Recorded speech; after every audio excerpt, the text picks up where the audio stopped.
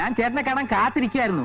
ഉണ്ണിയുമായി ഏതാണ്ട് അരമണിക്കൂറോളം വിശദമായി തന്നെ നടന്ന സംഭവങ്ങളെക്കുറിച്ച്, അതിന്റെ പശ്ചാത്തലത്തെക്കുറിച്ച് സംസാരിക്കാൻ കഴിഞ്ഞു.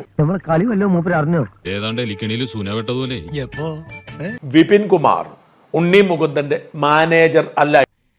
അവമാനിക്കരുത്, ഞാൻ നല്ലൊരു കുടുംബത്തിൽ പറഞ്ഞവനാണ്. നീ നല്ല കുടുംബത്തിൽ പറഞ്ഞു, ഞാൻ പിന്നെ മറ്റേ കുടുംബത്തിൽ പറഞ്ഞാണല്ലോ.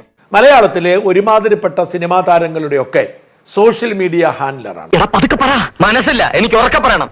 അതിനപ്പുറത്തേക്ക് വിപിൻ കുമാർ ഉണ്ണി മുകുന്ദന്റെ ജീവനക്കാരനോ മാനേജരോ അല്ല. കലാകാരൻ മണ്ണെണ്ണയാണോ? മണ്ണെണ്ണ അത് ഈ ലോകം മുഴുവൻ കത്തി പറയും. താൻ വെറും കോഴി കോതമ്പ്. തന്നെ നാളെ ജനങ്ങൾ ഇങ്ങനെ കൊത്തി കൊത്തി കൊത്തി കൊത്തി തിന്നും.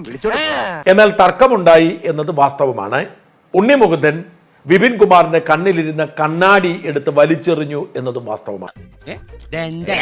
ആ കണ്ണാടി ടോവിനോ തോമസ് വാങ്ങിക്കൊടുത്തതായത് കൊണ്ട് മാത്രമാണ് ടോവിനോയും ഉണ്ണി മുകുന്ദനും തമ്മിലുള്ള വടംവലിയുടെ ഭാഗമായി കഥകൾ രൂപപ്പെട്ടത്.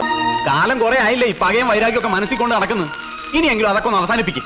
വാസ്തവത്തിൽ ഉണ്ണി മുകുന്ദനും ടോവിനോയും അടുത്ത സുഹൃത്തുക്കളാണ്. ഈ സംഭവത്തിന് ശേഷവും അവർ തമ്മിൽ സംസാരിച്ചു.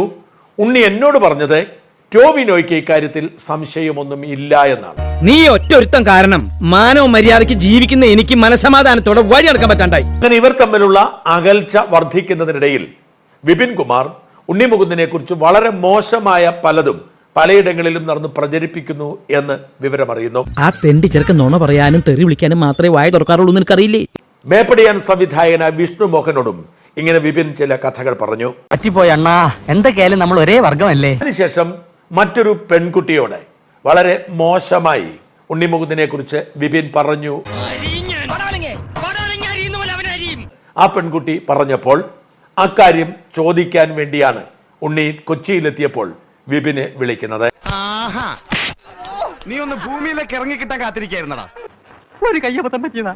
ഈ വിവാദത്തിനൊരു ചൂട് കൂട്ടുന്നതിന് വേണ്ടിയാണ് ടോവിനോ തോമസിന്റെ സിനിമ ഷെയർ ചെയ്തത് കൊണ്ടാണ് അക്കാര്യം ചോദിച്ചാണ് വഴക്കുണ്ടാക്കിയത്, തല്ലിയത് എന്ന കഥയുണ്ടാക്കിയതെന്നും ഉണ്ണി പറയുന്നു.